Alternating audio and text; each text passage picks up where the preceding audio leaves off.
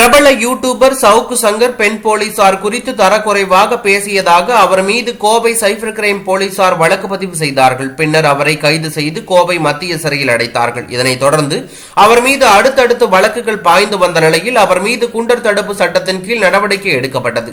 இதுவரை மொத்தமாக 7 வழக்குகளில் அவர் கைது செய்யப்பட்டுள்ளார். இதனிடையே சவுக்கு சங்கரின் நேர்காணலை ஒளிபரப்பிய ரெட்பிக்ஸ் இணையதளத்தின் உரிமையாளர் பெலிக்ஸ் ஜெரால்ட் கைது செய்யப்பட்டார். அவரை மே 31ஆம் தேதி வரை நீதிமன்றம் காவலில் சிறையில் அடைக்க கோவை குற்றவியல் நடுவர் நீதிமன்ற நீதிபதி சந்தோஷ் உத்தரவிட்டார். இந்நிலையில் சவுக்கு சங்கர் தனது பினாமி பெயரில் அவர் கோடிக்கணக்கான சொத்துக்களை வாங்கி குவித்திருப்பதாகவும் தகவல் வெளியானது.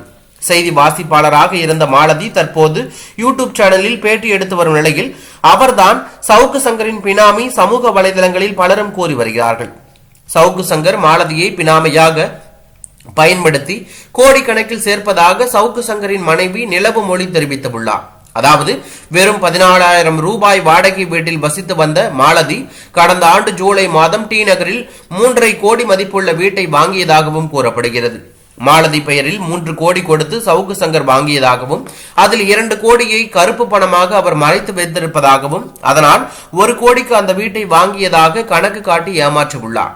எனவே இந்த விவகாரத்தில் அமலாக்கத்துறையும் வருமான வரித்துறையும் தலையிட்டு விசாரணை நடத்த வேண்டும் எனவும் பலரும் கோரிக்கை முன்வைத்து வருகிறார்கள். நிலையில் சவுக்கு சங்கர் மாலதியுடன் இருக்கும் புகைப்படம் இணையதளத்தில் வைரலாகி வருகிறது.